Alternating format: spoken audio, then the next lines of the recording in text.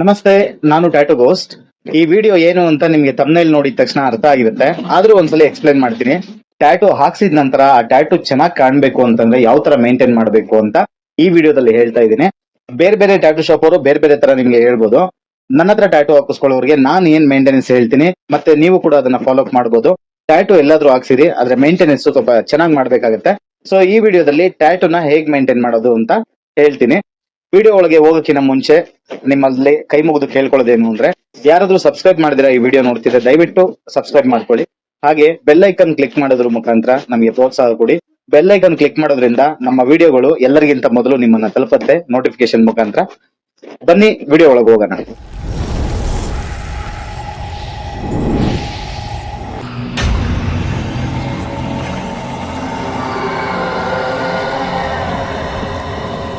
The Tattoo Ghost.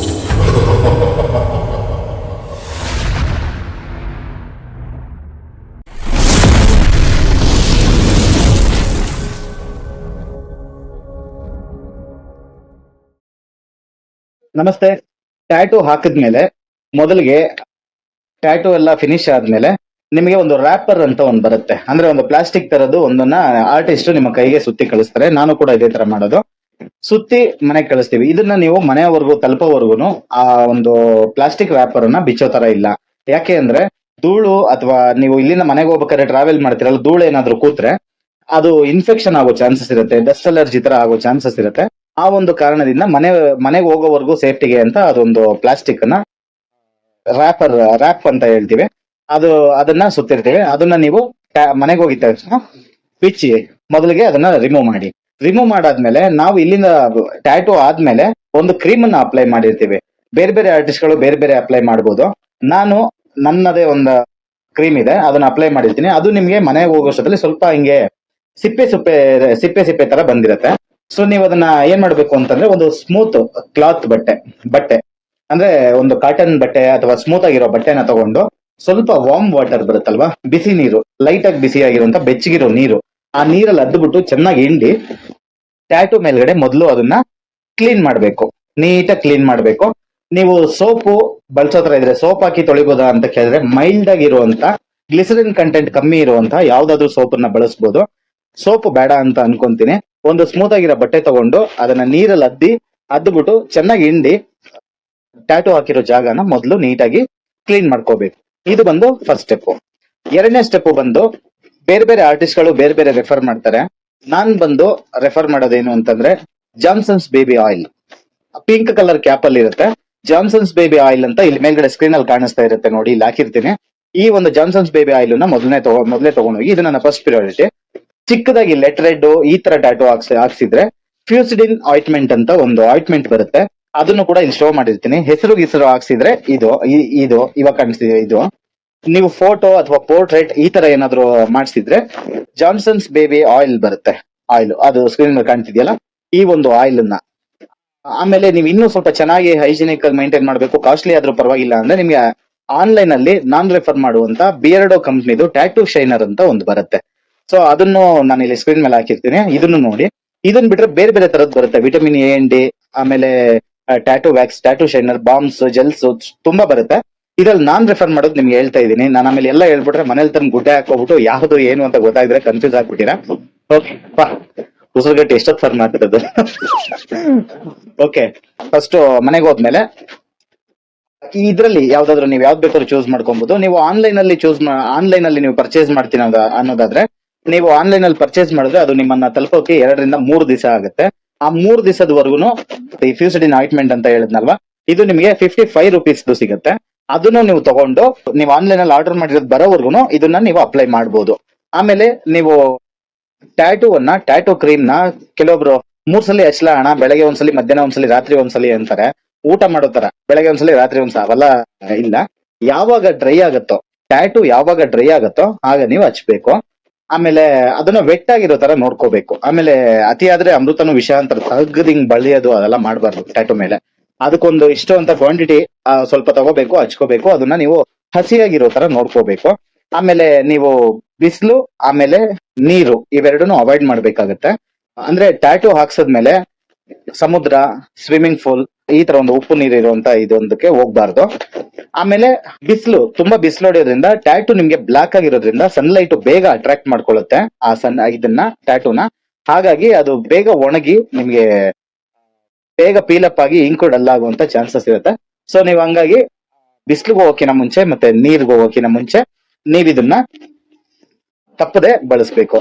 ಆಮೇಲೆ ಸ್ನಾನ ಮಾಡೋಕಿನ ಮುಂಚೆ ಆ ಒಂದು ಕ್ರೀಮ್ ಅನ್ನ ಅಪ್ಲೈ ಮಾಡ್ಕೋಬೇಕು. ಸೋಪ್ ಹಾಕಿ ಕರ ಕರ ಕರ ಕರ ಅಂತ ಉಜ್ಜೋದು ಇದೆಲ್ಲ ಮಾಡಬಾರ್ದು. ಸೋಪ್ ಹಾಕ್ಬಾರ್ದು. ಟ್ಯಾಟು ಮೇಲ್ಗಡೆ ನಾರಲ್ಲಿ ಉಜ್ಜೋದು, ಕೆರಿಯೋದು ಇದೆಲ್ಲ ಮಾಡಬಾರ್ದು. ನೀವು ಸ್ನಾನ ಮಾಡ್ಬೇಕಾದ್ರೆ ಅದನ್ನ ಅಪ್ಲೈ ಮಾಡ್ಕೊಂಡು ಸ್ನಾನ ಮಾಡೋದ್ರಿಂದ ನೀರ್ ಬಿದ್ರುನು ಅದು ಜಾರ್ಕೊಂಡು ಹೋಗ್ಬಿಡುತ್ತೆ. ಟ್ಯಾಟು ಮೇಲೆ ಸೋಪ್ ಹಾಕೋದು, ನಾರ್ ಹಾಕೋದು, ಉಜ್ಜೋದು ಇದೆಲ್ಲ ಮಾಡಬಾರ್ದು. ಆಮೇಲೆ ನಿಮ್ಗೆ ಟ್ಯಾಟು ಒಂದು 3 ದಿವಸ ಅಥವಾ 4 ದಿವಸದ ಮೇಲೆ ಟ್ಯಾಟು ಒಂದ್ ಲೇಯರ್ ಸ್ಕಿನ್ ಸುಲ್ಕೊಳ್ಳಕ್ಕೆ ಶುರು ಮಾಡುತ್ತೆ. ನಾವು ಎಲ್ಲಿ ಟ್ಯಾಟು ಹಾಕಿರ್ತೀವೋ ಅದ್ರ ಮೇಲೆ ಇದು ಚರ್ಮ ಸುಲ್ಕೊಳ್ಳುತ್ತೆ. ಸುಲ್ಕೊಂಡಾಗ ನೀವು ಗಾಬರಿ ಪಡೋ ಅವಶ್ಯಕತೆ ಇಲ್ಲ. ಅದು ಪ್ರೊಸೆಸ್ ಇರೋದೇ ಅದೇ ತರ. ಆ ಚರ್ಮ ಒಂದ್ ಕಡೆಯಿಂದ ಸುಲಿತಾ ಹೋಗುತ್ತೆ, ಅದಾಗ ಅದೇ ಸುಲ್ಕೋಬೇಕು.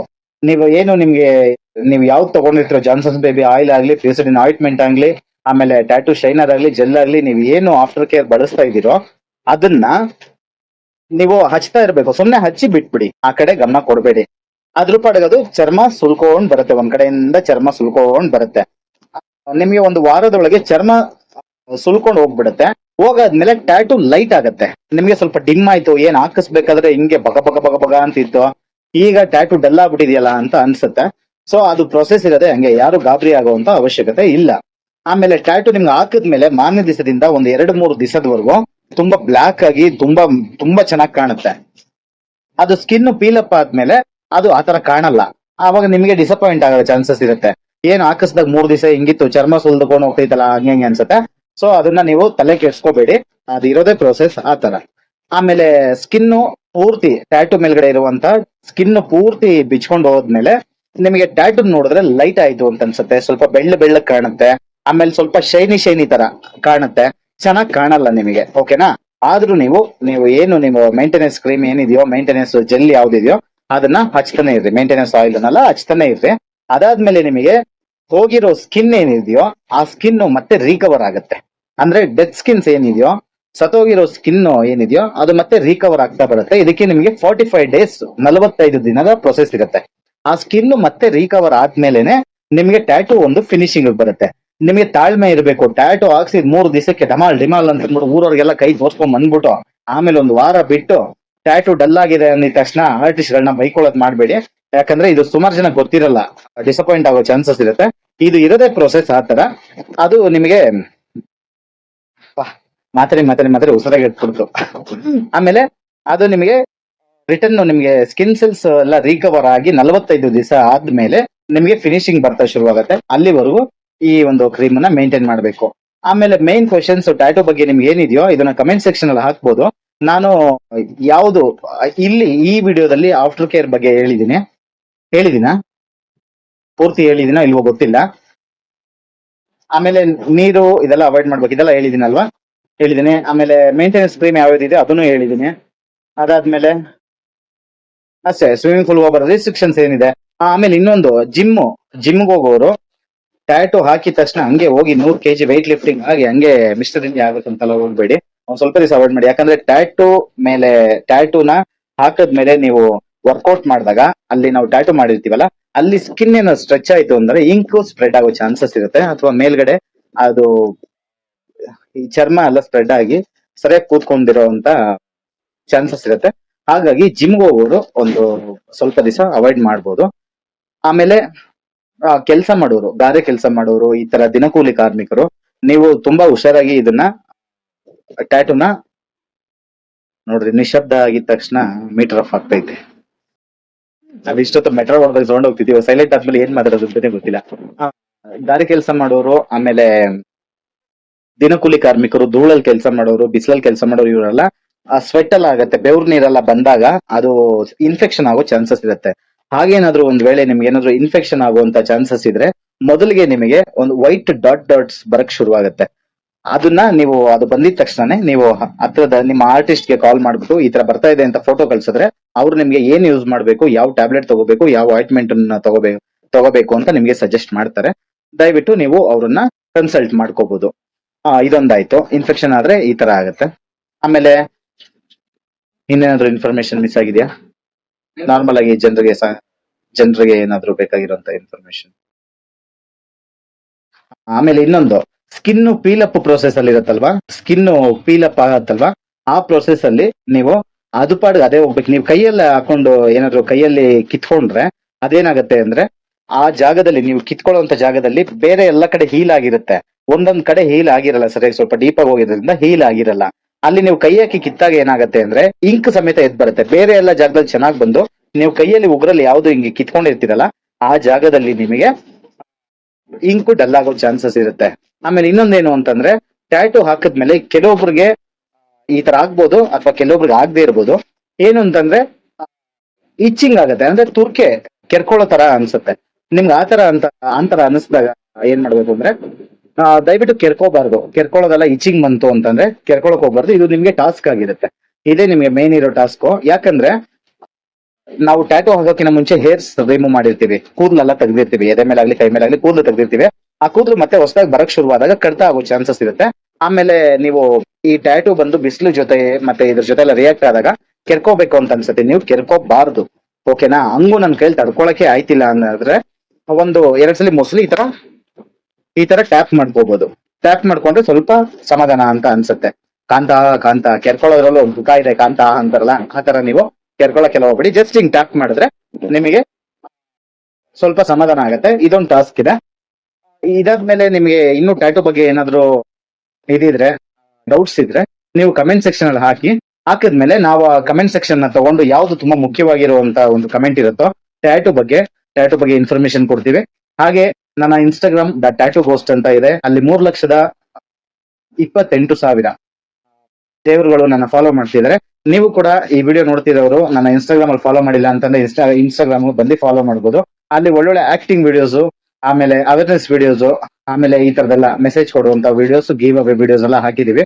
ನಿಮಗೆ ತುಂಬಾ ಇಷ್ಟ ಆಗತ್ತೆ ಅಂತ ಅನ್ಕೊಳ್ತೀವಿ. ಮಾಡುವಂತ ಪ್ರತಿ ಒಂದೊಂದು ವಿಡಿಯೋನು ನಿಮಗೆ ಮನರಂಜನೆ ಅಥವಾ ಇನ್ಸ್ಪೈರ್ ಅಥವಾ ಇನ್ನೂ ಏನೋ ಒಂದು ಆಗತ್ತೆ. ಇದನ್ನ ನಾವು ಮಾತು ಕೊಡ್ತಾ ಇದೀವಿ. ಹಾಗೆ ನಮ್ಮನ್ನ ಇನ್ಸ್ಟಾಗ್ರಾಮ್ ಇಂದ ಫಾಲೋ ಮಾಡಿ ನನ್ನ ಯೂಟ್ಯೂಬ್ ಚಾನಲ್ ನ ಸಬ್ಸ್ಕ್ರೈಬ್ ಮಾಡಿರುವಂತ ಪ್ರೀತಿಯ ದೇವರುಗಳೇ, ನೀವು ಅಲ್ಲೂ ನನಗೆ ಪ್ರೀತಿ ತೋರಿಸಿ ಇಲ್ಲೂ ಪ್ರೀತಿ ತೋರಿಸಿದೀರಾ. ನಿಮ್ಮ ಋಣ ನನ್ನ ತಲೆ ಮೇಲಿದೆ.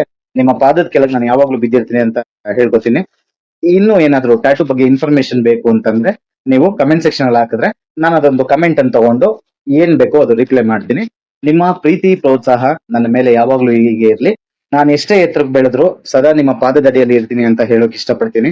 ಕಾಲ್ಸ್ಗಳು, ಮೆಸೇಜ್ಗಳು ಸರಿಯಾಗಿ ರೆಸ್ಪಾನ್ಸ್ ಮಾಡದೇ ಇದ್ರೆ ತುಂಬಾ ಮೆಸೇಜ್ಗಳು ಬರ್ತಾ ಇದಾವೆ, ಹಾಗಾಗಿ ನಿಮ್ಗೆ ರೆಸ್ಪಾನ್ಸ್ ಮಾಡ್ತಿಲ್ಲ ಅಂತ ಅರ್ಥ. ಇದರಿಂದ ಯಾರು ನನ್ನ ಮೇಲೆ ಕೋಪ ಮಾಡ್ಕೊಂಡಿದಿರೋ ಅವ್ರ ಪಾದಕ್ಕೆಲ್ಲ ನಮಸ್ಕಾರ ಮಾಡ್ತಿದ್ದೀನಿ. ದಯವಿಟ್ಟು ನನ್ನ ಕ್ಷಮಿಸಿ. ಹಾಗೆ ಈ ಒಂದು ವಿಡಿಯೋಗೆ ಲೈಕ್ ಮಾಡಿ. ಇಷ್ಟ ಆಗಿದ್ರೆ ನಾನು ಇದು ಯಾವ್ದನ್ನು ಕಟ್ ಮಾಡಲ್ಲ, ಹೆಂಗ್ ಮಾತಾಡಿದೀನೋ ಹಂಗೆ ಹಾಕ್ತೀನಿ. ಸೊ ನನ್ನ ವಿಡಿಯೋ ಇಷ್ಟ ಆಗಿದ್ರೆ ದಯವಿಟ್ಟು ಒಂದು ಲೈಕ್ ಮಾಡೋದ್ರ ಮುಖಾಂತರ ಪ್ರೋತ್ಸಾಹ ಕೊಡಿ. ಹಾಗೆ ವಿಡಿಯೋ ಇಷ್ಟ ಆಗಿಲ್ಲ ಅಂದ್ರೂ ಲೈಕ್ ಮಾಡಿ. ಲೈಕ್ ಮಾಡ್ಬಿಟ್ಟು ಕಮೆಂಟ್ ಅಲ್ಲಿ ಒಂದು ನಂಗೆ ಇಷ್ಟ ಆಗಿಲ್ಲ ಕಣೋ ಬಡ್ಡಿ ಮಗನೆ ಅಂತ ಒಂದು ಕಮೆಂಟ್ ಹಾಕಿ. ಆಮೇಲೆ ನಮ್ಮಿಂದ ಏನೋ ತಪ್ಪಾಗಿದ್ರೆ ನಾವು ಮುಂದಿನ ವಿಡಿಯೋದಲ್ಲಿ ತಿದ್ಕೋತೀವಿ. ಎಡಿಟಿಂಗ್ ಮಾಡೋಷ್ಟು ಟೈಮ್ ಇಲ್ಲ, ಇದು ಯಾವ ತರ ಇದೆಯೋ ಇದೇ ತರ ಹಾಕ್ತಿವಿ. ಸೊ ನಿಮಗೆ ಎಲ್ಲಾ ಇನ್ಫಾರ್ಮೇಶನ್ ಸಿಕ್ಕಿದೆ ಅಂತ ಅನ್ಕೊಂತೀನಿ. ನಮಸ್ಕಾರ.